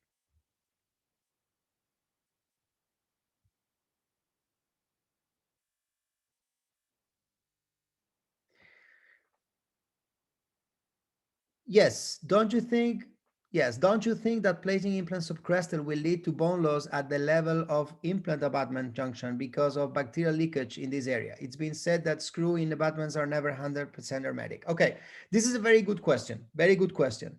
Well, basically, there are systems that are designed for subcrestal placement. There are systems that are designed for bone level placement, and there are systems that are tissue level. The systems that are designed for subcrestal concept or subcrestal position of your implant are the ones that actually require specific protocols to place the implant and are designed in order to preserve the bone on the top and over that implant connection. When we are talking about never 100% hermetic, it's true, but according to the studies, conical connections are the ones that actually are more predictable to avoid micro movement and micro leakage. If the micro movement and micro leakage is the reason why we have bone loss on the top of our implants, it's because probably we didn't have that hermetic effect because we are not using conical connections. And today, the systems that are designed to be subcrestally driven or subcrestally placed need to have conical connections in order to avoid that. But there is in fact, and talking about this subject, I have a masterclass in dentistry channel that actually speaks about the subcrestal concept and the benefits that has the subcrestal concept for no bone loss. And what you want is you want to recreate a different environment than the one that is being created when you're drilling into the bone. When you're drilling into the bone, you're creating a damaged tissue. And the way that the bone is going to remodel when you have an implant that is placed at the bone level position is that it needs to remodel, and also some long junction epithelium needs to go up to the first thread, and even if you're not using conical connections, it's going to go to that connection, because that connection is more prone, the one that is not conical, more prone to have chronic inflammation. But if you're subcrestally placing your implant, you're changing completely the environment. You are providing the tissues an area to lean on. So instead of providing a path to go in this long junctional epithelium, you're providing an area that is just to lean on the top of it. If you have sufficient soft tissue as well, the chances to go deep are reduced, because on the top of that bone of the implant is bone. It's not connection, it's bone. Also, the conical connections reduce as well the amount of implant that is covering a space. So you're reducing the amount of tissue that is compromised or it's sacrificed when you are connecting different connections that are not conical. And you're allowing for bone and soft tissue to lean over your implant. So yes, it's true that are never 100% hermetic, because 100% is an abstract number. But I truly believe that my clinical experience and also scientific studies show that the bone apposition on the top of our implants and leaning over the abutments, it's a truth and it's a fact. And it's a fact. In fact, in order to be able to remove a crown that has been placed on the top of an implant with a conical connection, you need a specific screw to push the crown from the inside of the implant out in order to be able to remove it. Otherwise, it's impossible. And Megagen has this screwdriver that actually goes through. You remove the screw first, it goes through the connection, it pushes the implant down, and at the time that you're pushing the implant down, you keep screwing, and it pushes the crown up if you want to remove the crown. Otherwise, it's impossible to disconnect it. This is the reason why that micro leakage is almost discarded as a potential factor to have bone loss around our platforms.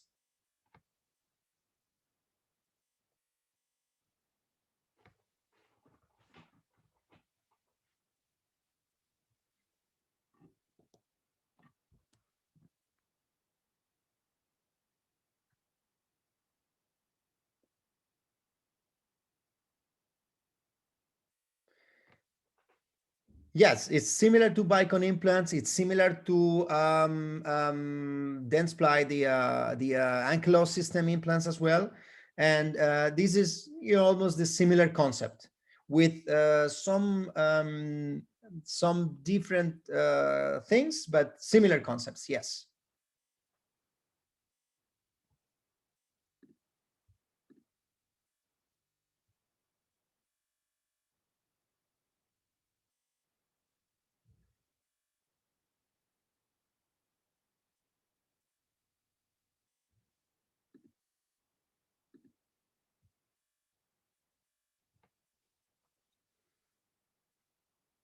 Any thoughts on biological membranes placed on bone materials? Biological membranes placed on bone materials.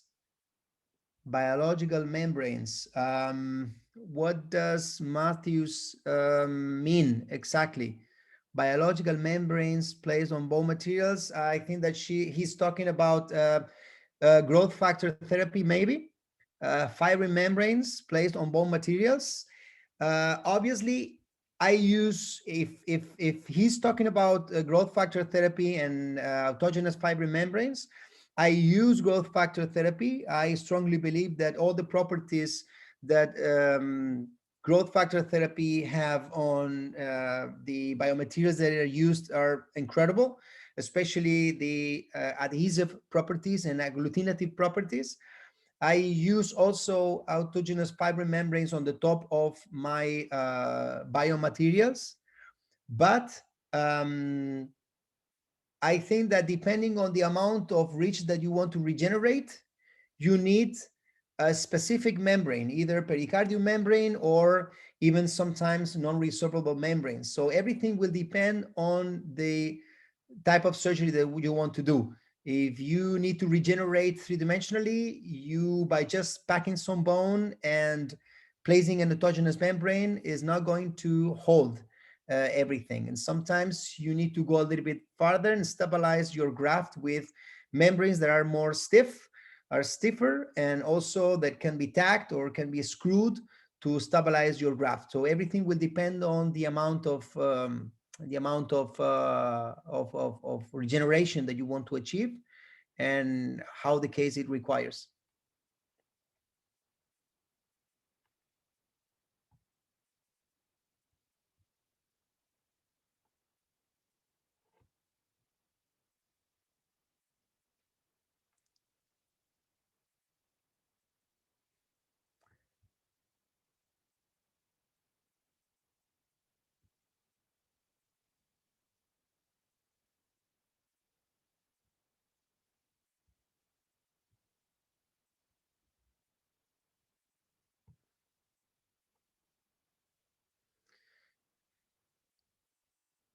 Yes, well, yes. Do you check level of D3, calcium, etc. before implant? Well, if the patient does not have any medical history or impairment in the biochemical blood test, in the blood test, I don't check the levels of D3 and the calcium.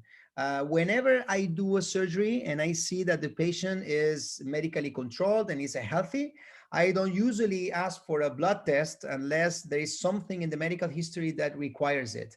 But if something goes wrong and we don't know what is going wrong, usually either I go to the checklist of the systemic and local factors and I try to overview the potential or the threat or the potential factor that was the reason for the failure, or I go for the vitamin D, even interleukin levels and calcium levels to check if that was the reason for the failure. And most of the times, since it's multifactorial, there is a one that is triggering everything and another one that is adding another factor for more failure. So don't trust on only one factor that will impair or will condition your results. Probably is going to be multifactorial at the end.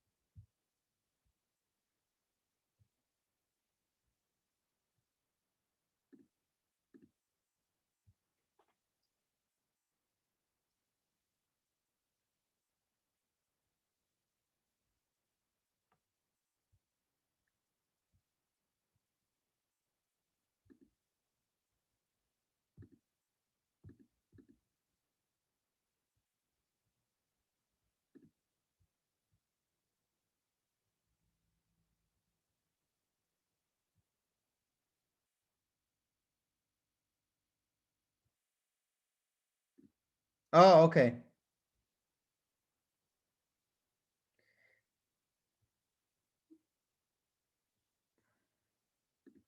Let me see in which chat. Okay. Okay.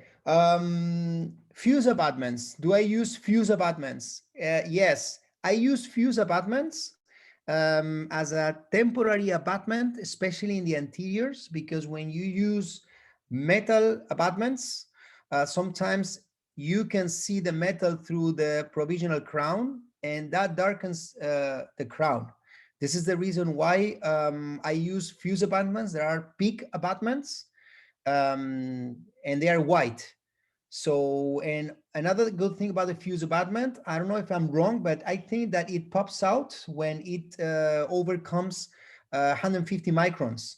So whenever the patient is exerting or suffering from any parafunctional habit, there is a self-protection of the abutment that actually pops out in order to not transmit that overloading to the implant. So fuse abutments for aesthetic areas and metal temporary abutments for posteriors. The weather in Mallorca is great right now. A little bit cold when it gets dark, but it's great. It's another question in the chat.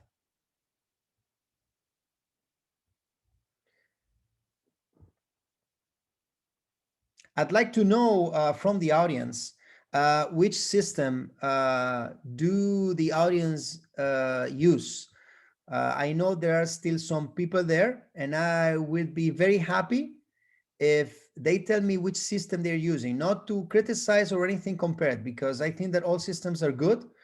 Some ones are better than the other ones, but it's important to know which system the people are using, and if they're happy with the one that they're using, or they're thinking about switching to another system.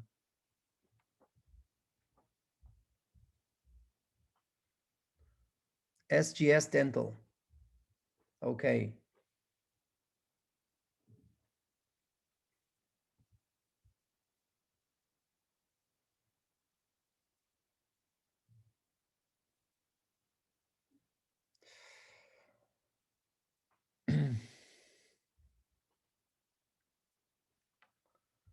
I don't see the other chat. I don't know if there is another chat, but I don't see the other chat. I don't know if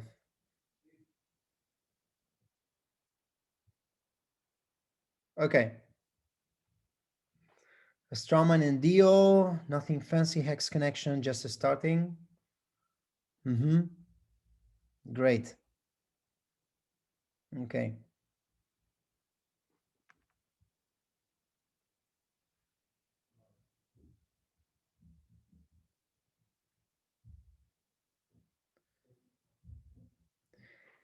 It's very important. It's very important that everybody, especially the people that are starting to do implant dentistry, it's very important to review the classic literature, but also review the most um, advanced literature, because the companies and the implant industry is changing, and it's improving according to it needs to improve according to biology, not to commercial purposes, or not to compete against others, and just repeating what the others do.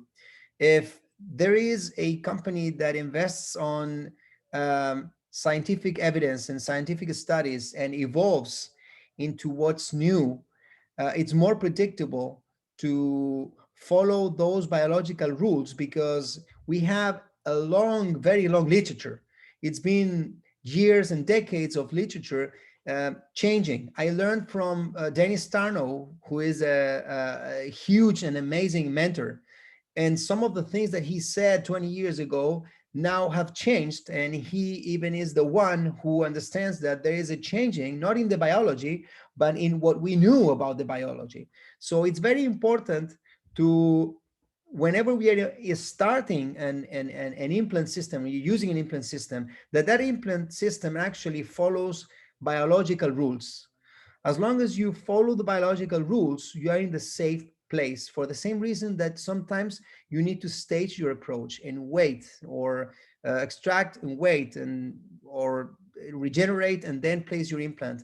You need to follow that. Some systems are designed respecting those biological rules that have been proven in the last decade to be a little bit different from the ones that were applied 40 years ago. So if we are using concepts today that are not updated, we are like moving backwards. We are walking backwards. And it's very important that the people that is using a system, that system needs to be updated. Uh, Quick osteointegrative surfaces is a fact, is a reality. Having a system that actually fastens and accelerates the osteointegrative properties of accelerates the osseointegration process, it's a fact that you can actually have today. And the sooner that your implant osseointegrates, the less is going to be overexposed to potential complications. The sooner you can place your implant, the better for the healing as well. The more conservative you are, obviously, as well, is going to be the best. So by using these kind of advanced concepts, probably you're giving the best to you and also the best to your patients. So it's very important for me that the people that are starting to use systems, or people that actually learn from one system and they are stuck there, uh, they should move forward a little bit and try to check if another system, a different system, convinces him or her to improve their practice.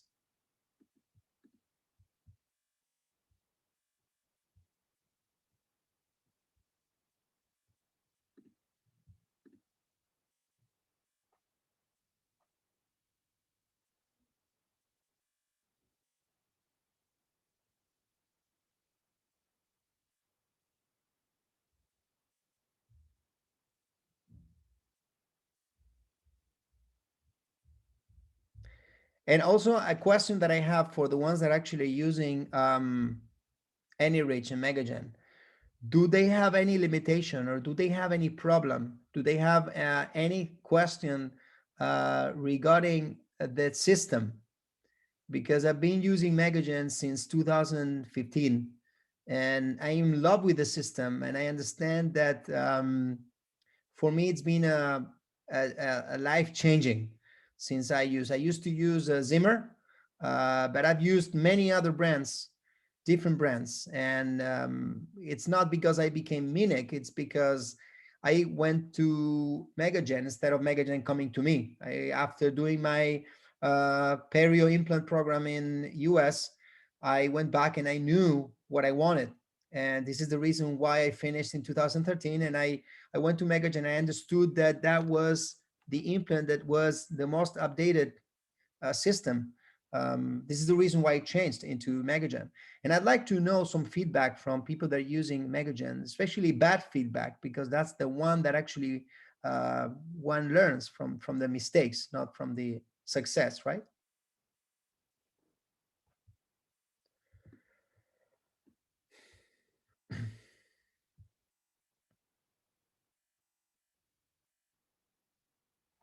Some people, for example, using Megagen, they complain about excessive torque in lower dentition, or D1 type of bone, D1, D2. Obviously, any reach is an implant that, even if you're not using a wide thread, the 4.0 platform, you can use a 3.5 as well, but the 4.0 platform, uh, sometimes it's a little bit tight because it ensures primary stability. So it's very important, since this is a subcrestal implant. I would suggest always try to decide the length of your implant 1 millimeter more than the implant that you would use. So if you're going to use a 10 millimeter implant because you have 13 millimeters of remaining bone, I would submerge always 1 millimeter. And if you are thinking about using a 10 millimeter implant because you have 12 millimeters and you're going to be too close to the inferior alveolar nerve, I would place an 8.5 and I would submerge the implants. And whenever you're drilling and pre-drilling in a very, very dense bone, always use the pre-placement is the specific burr to ensure that you are going to deepen enough the implant, not 2 3 millimeters, but at least 1 millimeter below. So this is not going to force the implant to stay in the halfway. So if you are going to place an implant that is 10 millimeters, sometimes you need to go to an 8.5 and drill 1.5 millimeters more. So you go even 12 millimeters. Sorry, 10 millimeters for an 8.5 millimeters. But sometimes you need to drill 1 millimeter more of the depth of your implant, so 2 millimeters more at the end, and that will ensure that the implant goes in not that tight.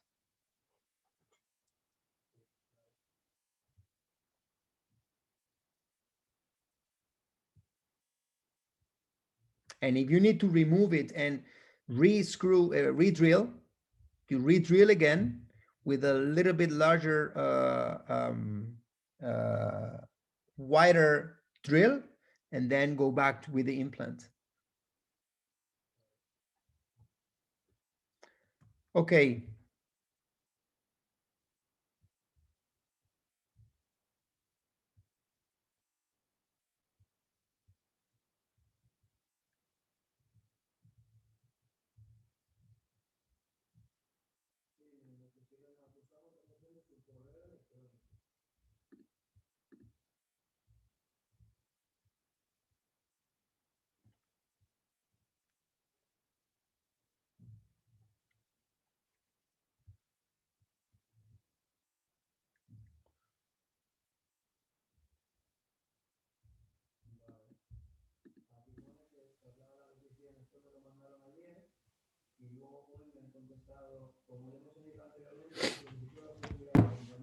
This is Anna. I think there are no more questions at that moment.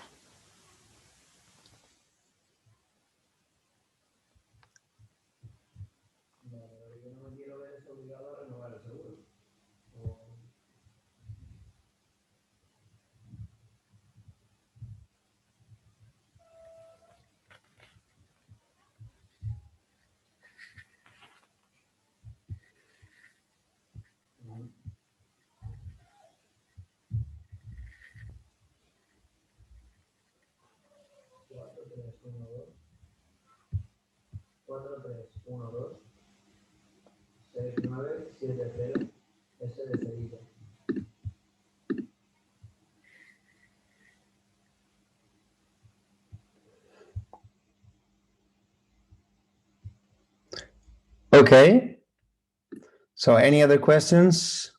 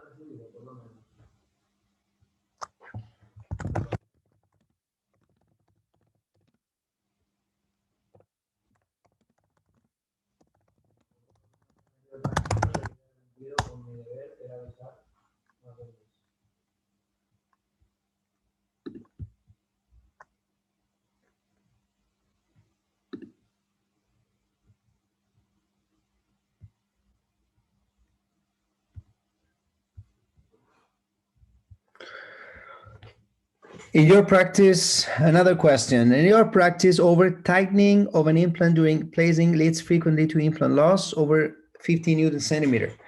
Um, no, no, for many reasons. But it depends on the system. This is a very important question. This is a classical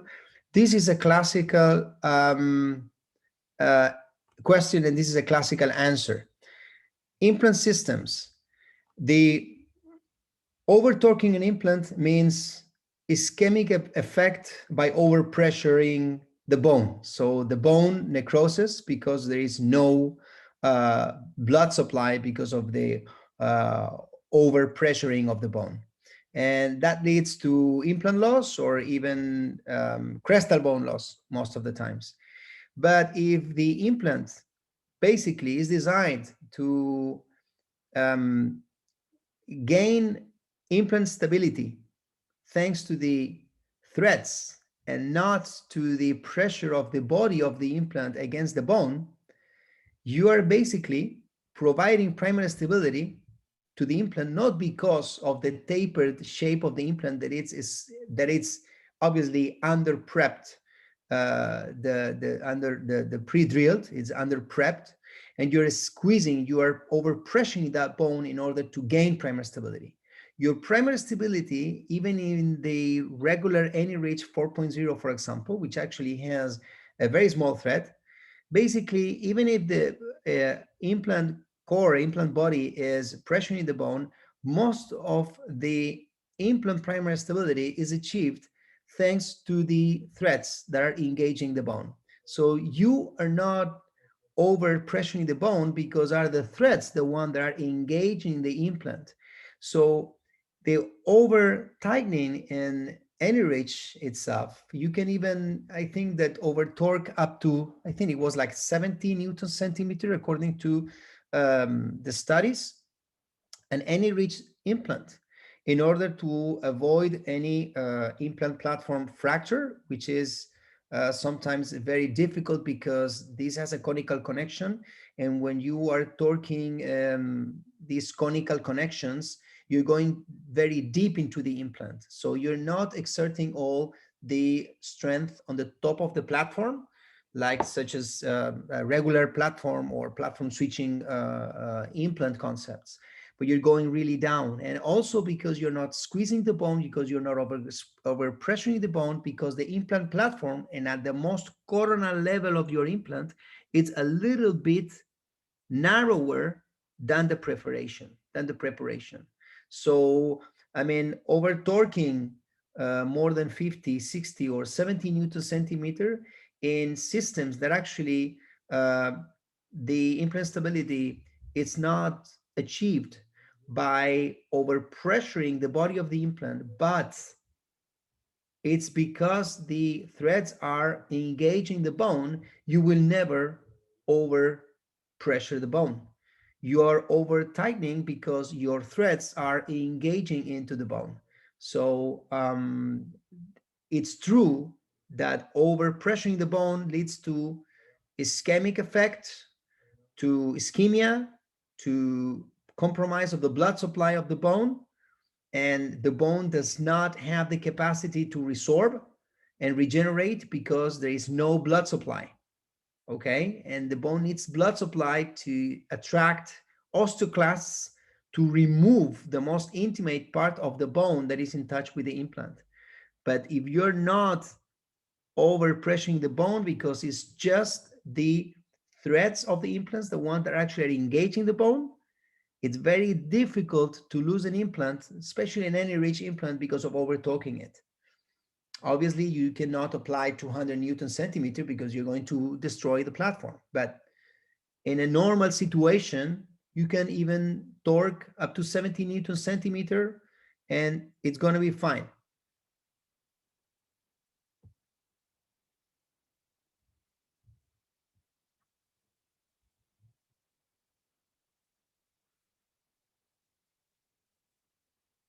This is the reason why, this is the reason why I understood that all the factors that lead to implant failure, uh, preimplantitis for microleakage and micromotion, and many other factors that will lead to implant failure were reduced and summarized, and the design of AnyRich was made in order to discard all those factors. This is the reason why it's got conical connections, why it's, you know, the primary stability is achieved thanks to the threads instead of the overpressuring the bone, especially in the most coronal aspect, and many other features that the system has to warranty the osseointegration of the implant, even in a very critical situation. This doesn't mean that it's a miracle, but it follows the biology to avoid all the factors that might threaten the implant to survive.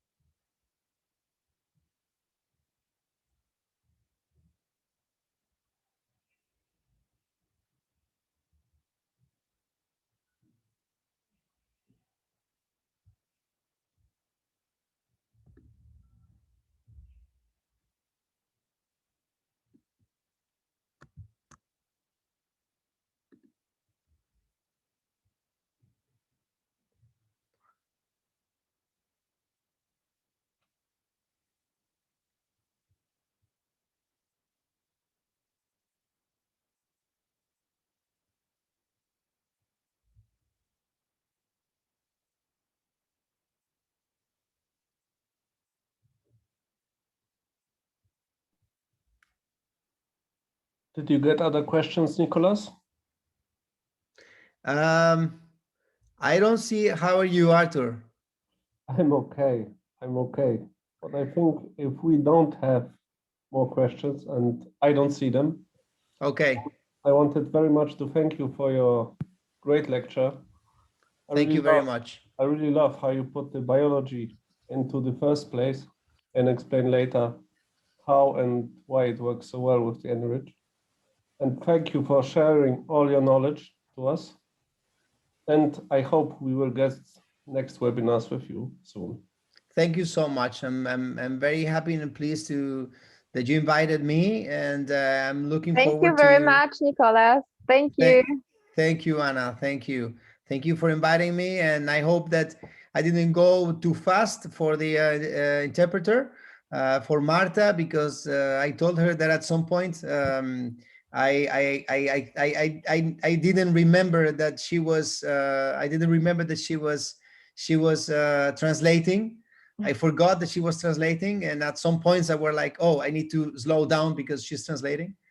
And also at some moment I didn't know if something was wrong because I was hearing something on my left ear. I was hearing something, some people talking. That's why at some points of the presentation I stopped and I got blocked. Yeah, Because I heard that at the beginning for like a minute or so. Yeah, well, I heard it like more times, like 4 or 5 times during the presentation. I don't know if it happened to you as well. Is this a private chat or is shared with everyone? Not yet. Oh, okay. Anna, Everybody's listening. No, but everything was perfect. Nicholas, talk slower button from Anna. Yes, I will try to speak slower next time, because I I was also in think about the time, and to have time for the Q&A and all the questions and the people that the people might have. Great. Thank you very much. Thank you. Thank you all of you for counting on me, and I'm looking forward to see you very soon and going to Poland very soon as well, because I'm really miss you guys. It will be a great pleasure to host you again. Thank you. Thank you very much. Thank you, Marta, for all the effort to translate in Polish such a difficult presentation given so fast.